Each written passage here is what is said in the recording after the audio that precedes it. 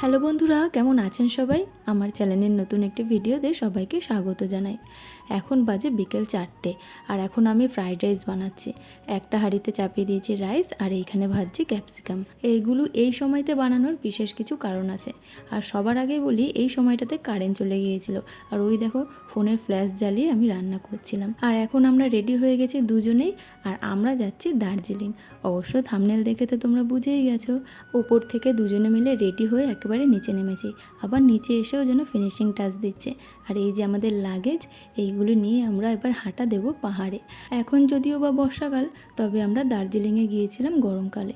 এই যে চলে এসেছি আমরা শ্যামনগর স্টেশনে। আমরা এই 4জন মিলেই যাচ্ছি, আর আমাদের ট্রেন শিয়ালদা থেকে রাত 8টার দার্জিলিং মেল। আর ফুগলুর শরীরটাও এই সময় খুব খারাপ ছিল, আর আমার শরীরটাও ভীষণ খারাপ ছিল, কারণ আমি সদ্য জ্বর থেকে উঠলাম। যাই হোক, চলো একেবারে শিয়ালদা স্টেশনে গিয়ে দেখা হচ্ছে। ওই যে দূরের আমাদের ট্রেন দাঁড়িয়ে রয়েছে, এই ট্রেনে করেই আমরা যাব।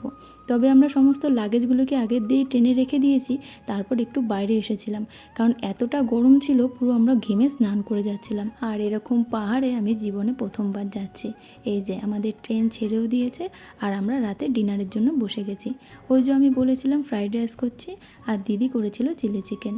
এগুলো দিয়েই আমরা আজকে রাতের ডিনারটা সেরে ফেলবো। আর আমরা না কেউই নিচের সিট পাইনি, তবে আমার দিদির জন্য খুব দরকার ছিল একটা নিচের সিট, কারণ ফুগলু একদমই ছোট, ওকে মাঝের সিট বা উপরের সিটে শোয়ানো যাবে না। এরপর আমরা ডিনার করে যে যার সিটে চলে গেলাম। আর আমাদের এই কম্পার্টমেন্টে যে নিচের সিট ছিল, সেইখান থেকে একজন বয়স্ক লোক আমার দিদিকে সিটটা ছেড়ে দিল, বলল বাচ্চা নিয়ে তুমি নিচে এসো, আমি উপরে গিয়ে শুচ্ছি। আর এই যে আমার বর উপর থেকে উঁকি মারছে, আমি শুয়েছিলাম মাঝের সিটে। আর এরকমভাবে ট্রেনে যাত্রা করা আমার জীবনে প্রথমবার। এর আগে কখনো ট্রেনে নাইট স্টে করিনি। সকালবেলা ঘুম থেকে উঠে গিয়েছিলাম তাড়াতাড়ি, আর রাতে বেশ ঘুমটা ভালোই হয়েছে। আর এই যে যেই ছেলেটা জানলার দিকে বসে রয়েছে না, পুরো সকাল থেকে ফোনে কার সাথে যেন চিৎকার করে করে কথা বলছিল, আর ওর জন্য আশেপাশে সবাই ঘুম থেকে উঠে গেছে। জানলার কাছে বসে বসে বাইরের সুন্দর পরিবেশটাকে উপভোগ করছিলাম। আর এই দেখো, এদের বাবা আর ছেলের ঘুম এখনও পূরণ হয়নি। দিদির কাছেই ছিল ফুগলু সারা রাত, তবে সকালে যখন দিদি ঘুম থেকে উঠে গেছে, সানুদার কাছে ফুগলুকে দিয়ে দিয়েছে। দেখেছো কিভাবে চুপটি করে শুয়ে রয়েছে। আর আমাদের ট্রেন কিন্তু কিছুক্ষণের মধ্যে এনজিপিতে থেমে যাবে। এই যে এসে গেছি আমরা এনজিপি স্টেশনে, আর ট্রেনটা না টাইমের আগে থামিয়েছে। এখন আমরা রয়েছি এনজিপি স্টেশনের ওভারব্রিজে। এর আগের বার যখন জুলুক যাওয়ার কথা হয়েছিল, বা এবার যখন দার্জিলিং আসার কথা হলো, শুধু ফোনে সার্চ করতাম যে কোথা থেকে কিভাবে যেতে হবে। ফোনে এই জায়গাটাই দেখে গেছি, নিউ জলপাইগুড়ি স্টেশন। আর আজকে দেখো সেইখানেই দাঁড়িয়ে রয়েছি। আমাদের 3জনকে একটা জায়গায় দাঁড় করিয়ে সানুদা আর আমার বর গেছে গাড়ি খুঁজতে। এই যে উঠে গেছি আমরা গাড়িতে, এবার চললাম আমরা পাহাড়ের উদ্দেশ্যে। আর ওই দেখো দূর থেকে পাহাড়টা দেখে না কি আনন্দ লাগছিল, কিন্তু আমরা জানতামও না যে আস্তে আস্তে আমাদের সাথে কি হতে চলেছে সেটা তো অবশ্যই তোমাদেরকে বলবো। তবে দেখো, এই প্রাকৃতিক সৌন্দর্য, এইসব সৌন্দর্যের সাথে কোনো সৌন্দর্যের তুলনা করা যায় না।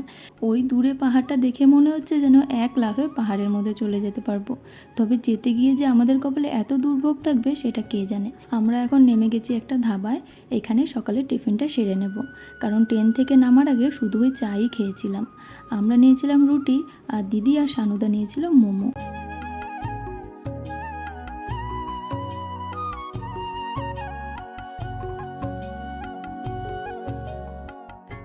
খাওয়া দাওয়া কমপ্লিট করে শুরু হয়ে গেল আমাদের যাত্রা।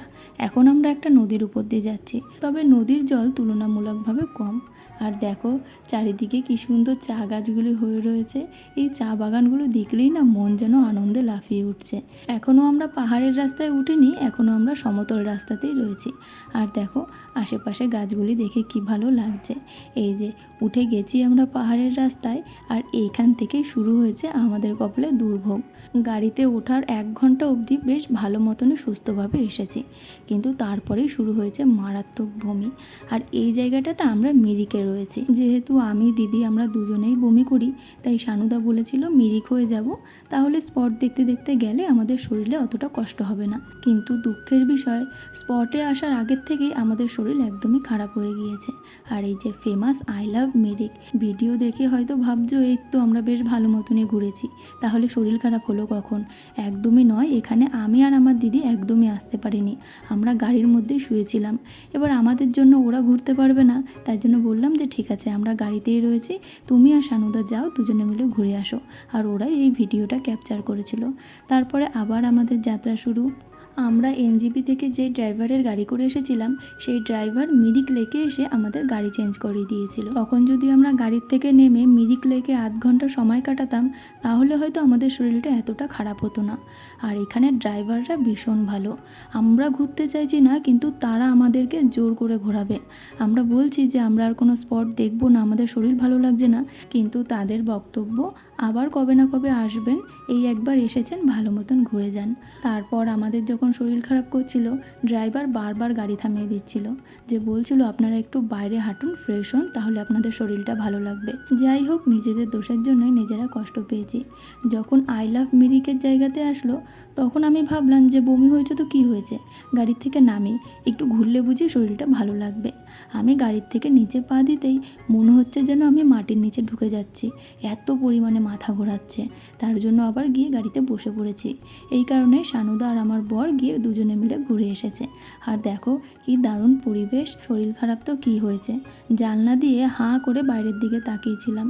এত সুন্দর পরিবেশ, এই দিকে না তাকিয়ে কি অন্য দিকে তাকানো যায়? আর এখন যখন ভিডিওগুলি এডিট করছি তখন না সেই দিনের কথাগুলি মনে পড়ে যাচ্ছে। অনেকক্ষণ ধরে বকবক করছি, এবার আমি চুপ করি। আর আমার সাথে সাথে তোমরাও এত সুন্দর পরিবেশটা অনুভব করো।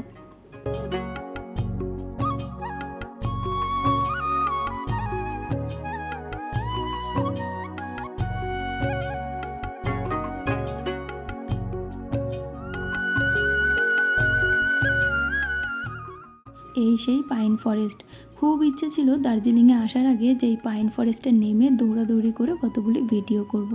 তবে কিছুই আর হয়ে উঠলো না, শুধু জানলা দিয়েই দেখে গেছি। আর এই দেখো আমার কি অবস্থা, বমি করতে করতে আমার একদম হালাত খারাপ। প্রায় 2 ঘন্টা ধরে কন্টিনিউ বমি করে গেছি। আর দেখো এখনকার ওয়েদারটা, এখন না দুপুর প্রায় 1টা কি 1:30 বাজে।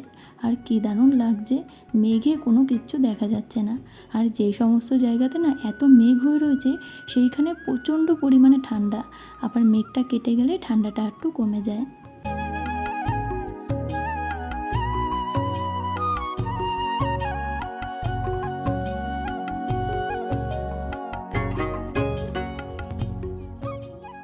বহু কষ্টের পর অবশেষে আমরা দার্জিলিংয়ে চলে এসেছি। আর এই যে আমাদের রুম, এই রুম নিয়ে একটা পরে রিভিউ দেব।